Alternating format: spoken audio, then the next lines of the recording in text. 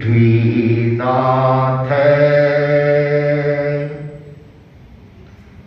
मादिमं निष्परिग्रहम् आदिमं तीर्थनाथश्च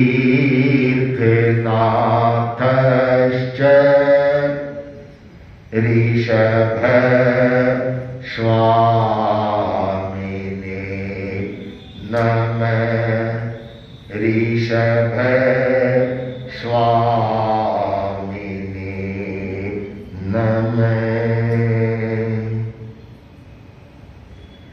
युगादिदेव प्रभु ऋषभ के चरणों में भाव भरा वंदन। युग प्रधान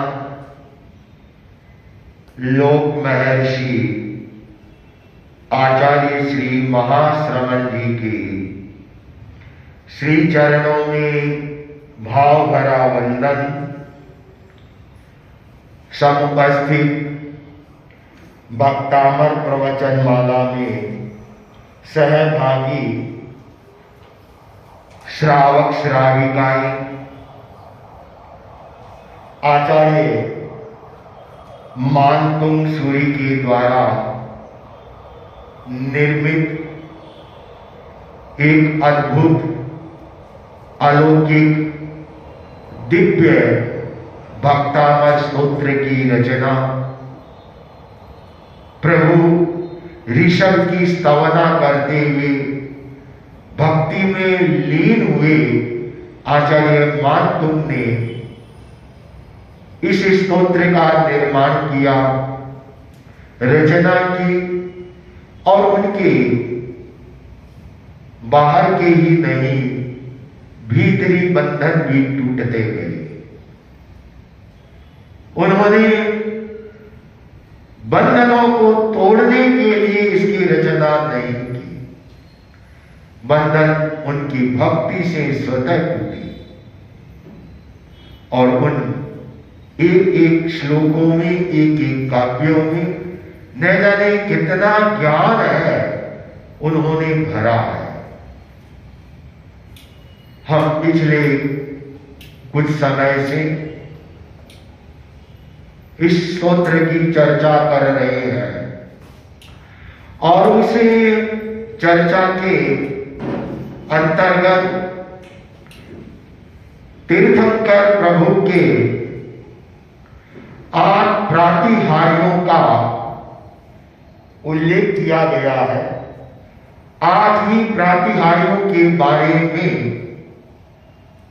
क्रमशः बताया जा रहा है। उनमें अशोक वृक्ष, सिंहासन, छत्र, चामर, देवदुंदुभी, पुष्प वृष्टि और भामंडल, इनके बारे में मैंने पिछले दिनों में बताया है। आज हम भगवान की दिव्य ध्वनि, उसके बारे में थोड़ी देर चर्चा करेंगे। ये भगवान के सहज अतिशय होती हैं देवकृत, जिनमें एक अतिशय होता है देवदुंदुभी।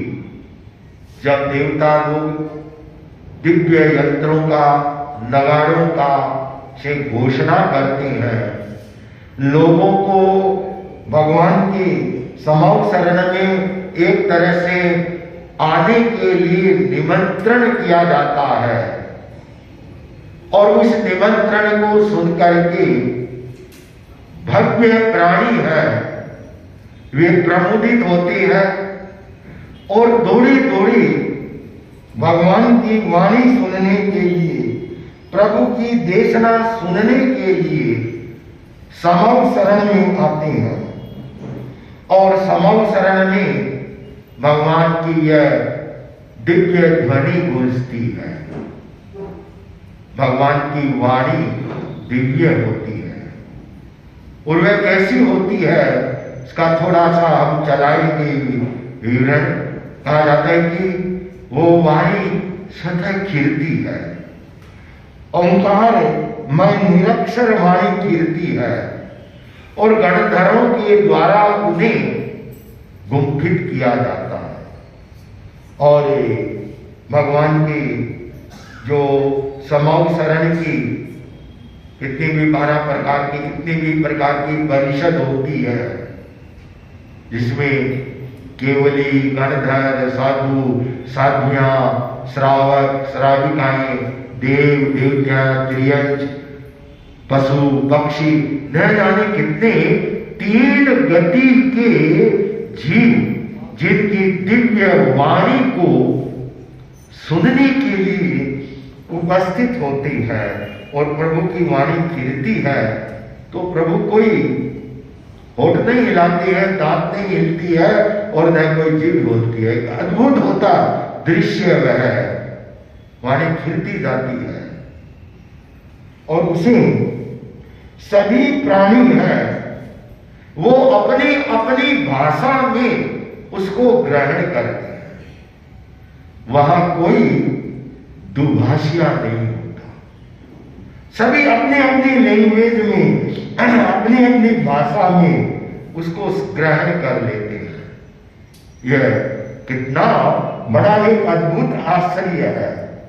आगमों में भगवान महावीर की इस दिव्य वाणी का बताया जाता है कि यह दिव्य ध्वनि है, 1 योजन तक खिलती है, अर्थात 4 कोस मान ले उस जमाने के हिसाब से। अब यहाँ तो एक हॉल में भी यदि कोई पीछे बैठे भरा हुआ हो तो मेरी आवाज न जाए, इन स्पीकर माउथ का सहारा लेना पड़ता है। देखिए भगवान की दिव्यता कितनी दूर तक उनकी वाणी सुनाई देती है, बड़ी मधुर वाणी होती है। ऐसा नहीं है कि इतनी योजन तक जाती है तो लोगों के कोई कान के पर्दे फट जाए और हो जाए, ऐसा नहीं होता है, ऐसा नहीं होता है, बड़ी मधुर होती है और सब समझते हैं। अब आज से 70-80 वर्ष पहले इस वाणी का, दिव्य ध्वनि का कैसे विवेचन किया जाता होगा मुझे नहीं पता, लेकिन आज तो सहज इसको समझ सकती है कि कोई भी व्यक्ति किसी भी भाषा में बोले, सुनने वाला को जिस भाषा में सुनना है वो आज सुन सकता है आराम से। ऐसे डिवाइस आ गए हैं, यंत्र आ गए हैं आपके पास में, जो ये मोबाइल सेट है, इससे आप चाहे उस भाषा में उसको सुन सकते हैं।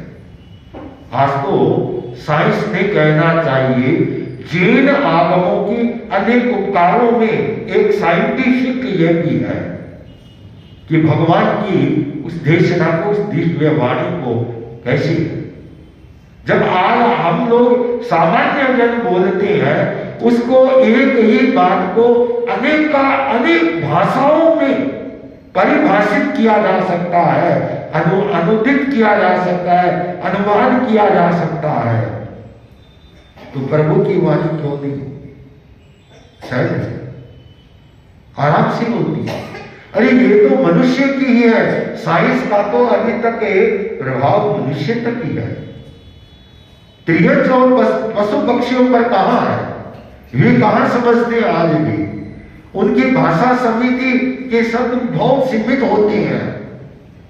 हो सकता है साइंस है, कल वह भी डिवाइस में जोड़ दे, लेकिन भगवान की वाणी सर्वाधिक सही, उनको भगवान की देशना को लाखों लाखों प्राणी हैं, वे सुन करके और अपने जीवन को है वे धन्यता का अनुभव करते थे। तो वह दिव्य वाणी कैसी होती थी? आचार्य मातुम भक्तामर काव्य के माध्यम से इसे श्लोक में बता रहे हैं 35 से नंबर का ये श्लोक जिसमें इस चीज का उन्होंने उल्लेख किया है। स्वर्गापवर्ग गम मार्ग विमार्ग नेष्ट, स्वर्गापवर्ग गम मार्ग गणेष्ट, सधर्म तत्व कथन कपटु स्त्रीलोक्या, सधर्म तत्व कथन कपटु स्त्रीलोक्या, दिव्य ध्वनि भवति ते विषदार्थ शरी, दिव्य ध्वनि भवति ते विषदार्थ शरी, भाषा स्वभाव परिणाम गुणे प्रयोज्य, भाषा स्वभाव परिणाम गुणे प्रयोज्य। कितना अद्भुत और सुंदर कहा है कि दिव्य स्वर्गापवर्ग अर्थात वह दिव्य ध्वनि है, वह किस तरह से होती है। हम संधि विच्छेद करते जाए, स्वर्गापवर्ग स्वर्ग और अपवर्ग, स्वर्ग अर्थात देवलोक, देवलोक में सब समझ गए, स्वर्ग अर्थात देवलोक, अपवर्ग, अपवर्ग का क्या अर्थ है, स्वर्गापवर्ग, अपवर्ग किसे कहा, मोक्ष, स्वर्ग देवलोक, अपवर्ग मोक्ष, गम मार्ग जाने का मार्ग, विमार्ग खोजने वाले, इस इष्ट को प्रियजनों को खोजने वाले, अर्थात स्वर्ग और मुक्ति का मार्ग किसी की वाणी में स्पष्टतः बतलाया है तो प्रभु वह आपकी वाणी है।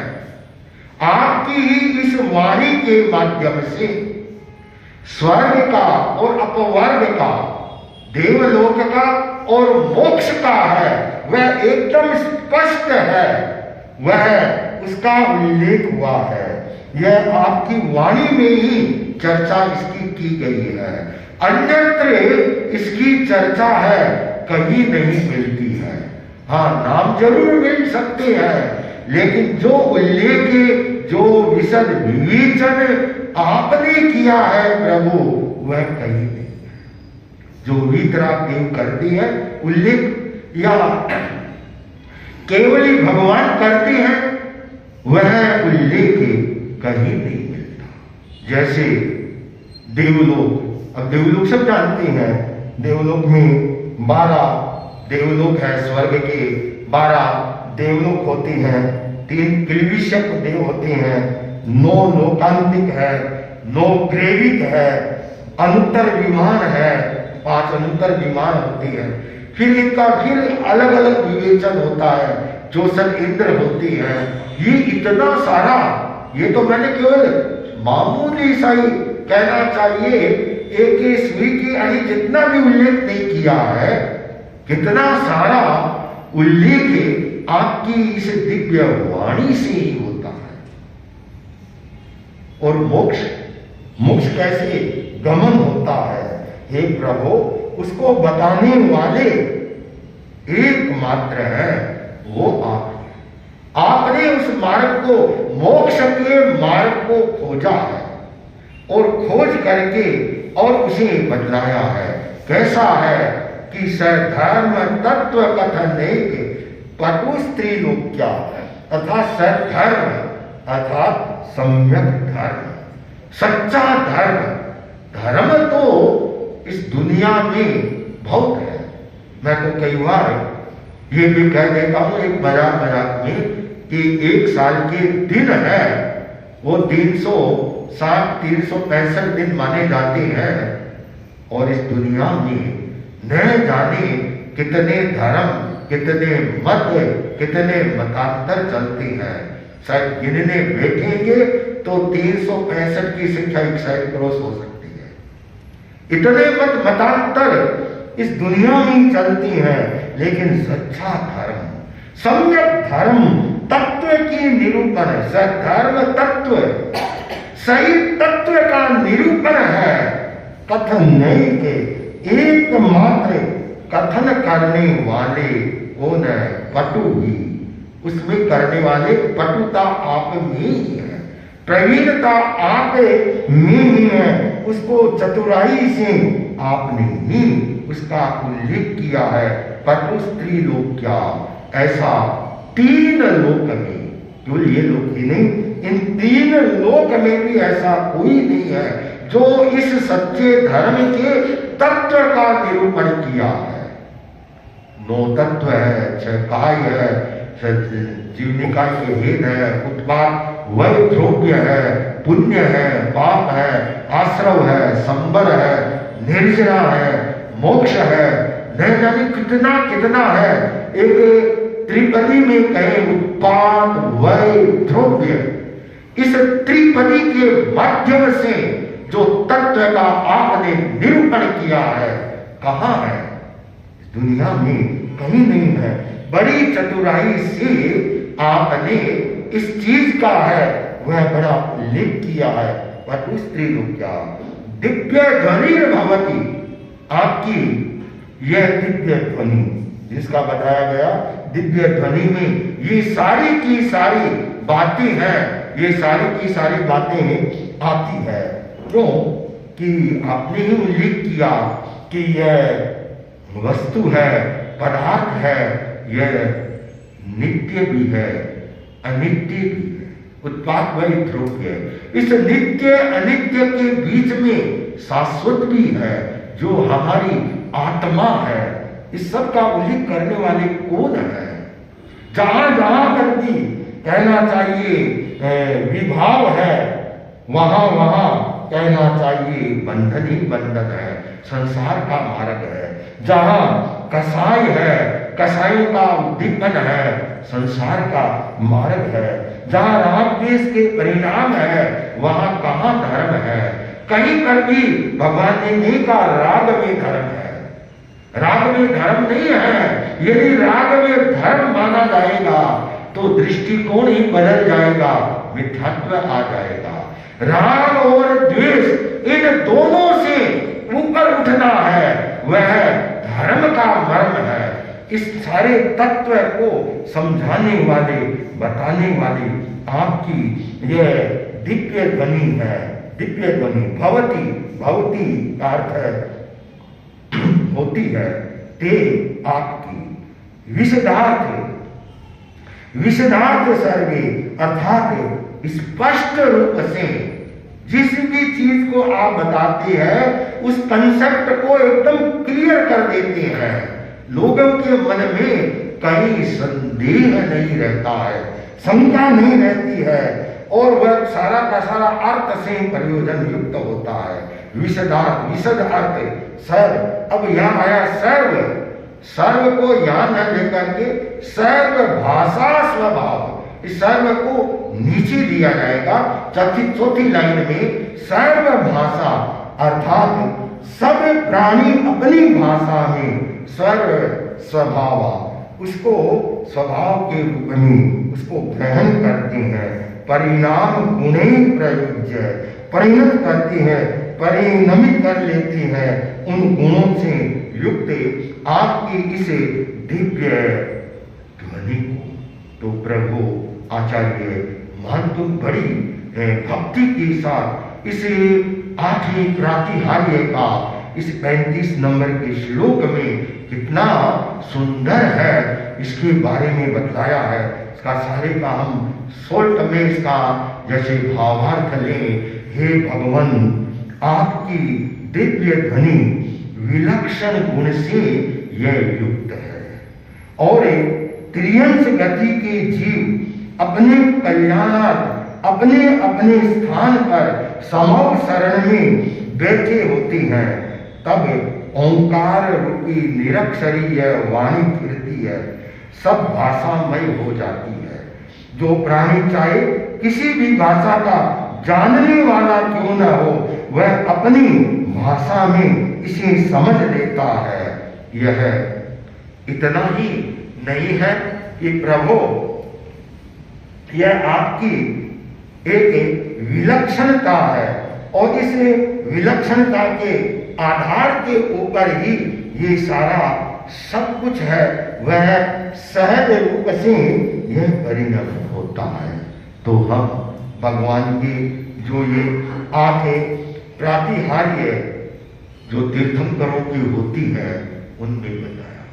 भगवान देशना देते हैं। कब देते हैं? दिन में 1 बार भी देते हैं, 2 बार भी, 3 बार भी उल्लेख आता है, 4 बार होती है।